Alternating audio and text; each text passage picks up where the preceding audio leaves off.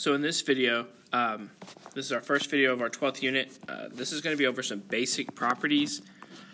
So really I'm going to go over some basic ideas of exponent properties, and then in future videos we'll kind of ramp it up a little bit to Algebra 2 stuff. At the beginning, I would pause the video here and copy all these down.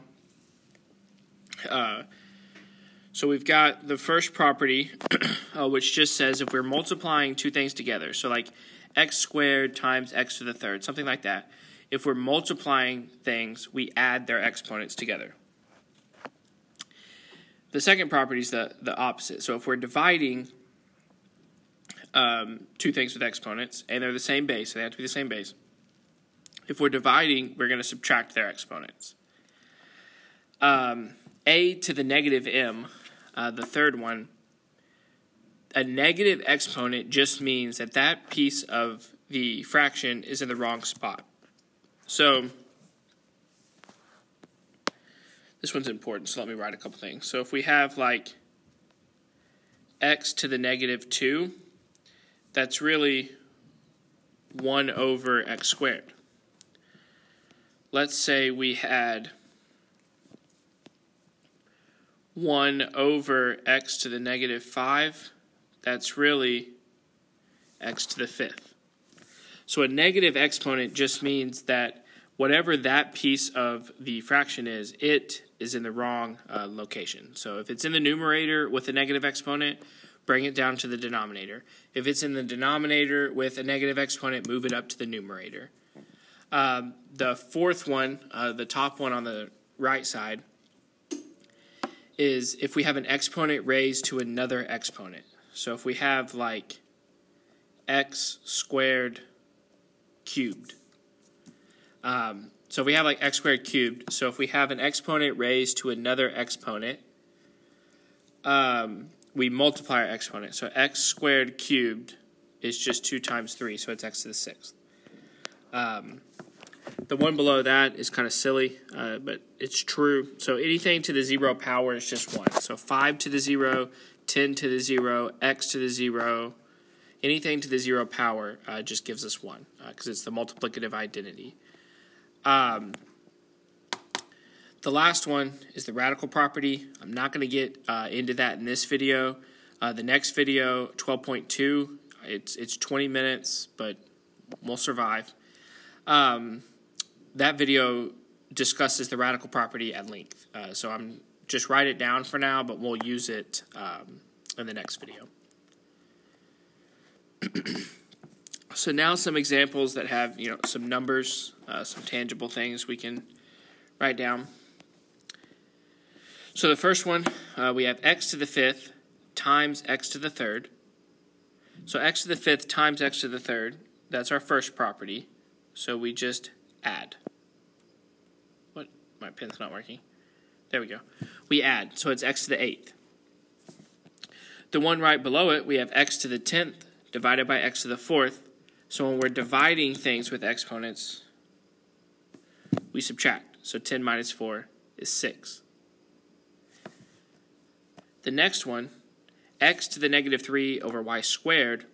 If you remember, I wrote a couple things that a negative exponent means that that part of the fraction is in the wrong spot.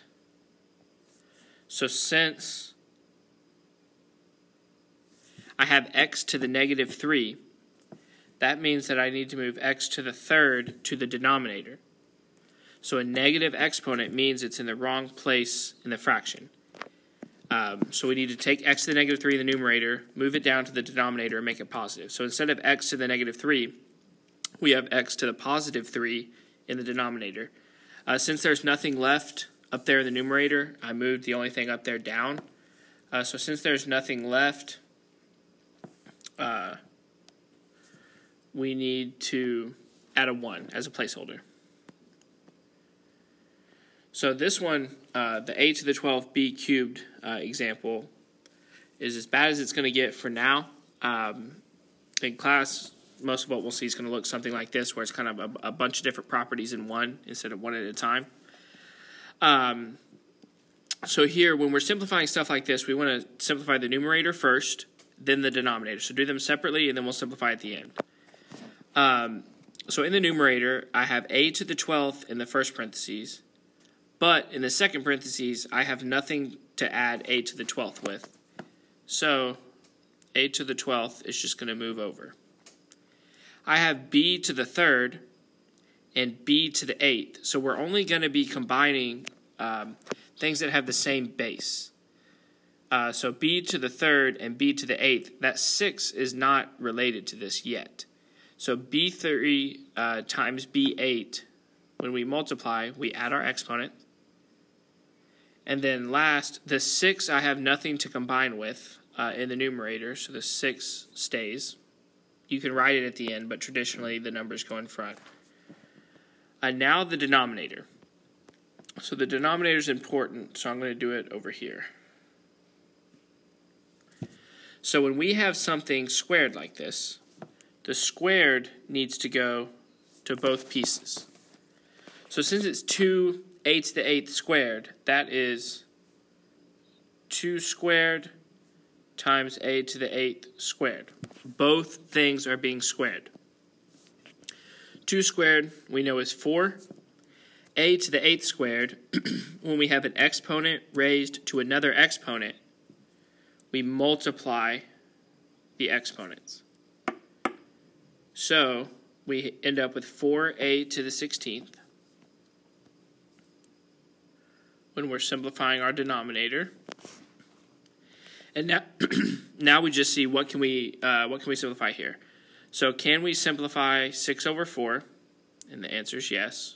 They're both even numbers, so we can divide them both by 2. A to the 12th and a to the 16th, we're dividing those, so we subtract. So a to the 12th minus a to the 16th, 12 minus 16, is negative 4. I don't want a negative in your answer. When you subtract these, the only thing the negative means is the 4a to the 4th belongs in the denominator. Which makes sense because we have 16 a's in the denominator and we have 12 a's in the numerator. So when we simplify or start canceling stuff out, we're going to have 4 left over a's in the denominator. And last, I have nothing to simplify with b to the 11th, so that's just going to stay.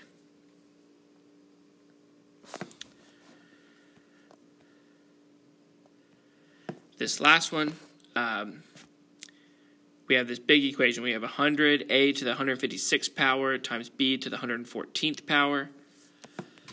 But this entire thing is being raised to the 0 power.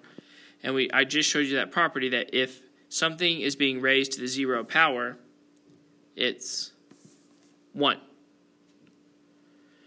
So anything raised to the 0 power is 1. So since this entire parentheses is being raised to the 0 power, it just simplifies to 1.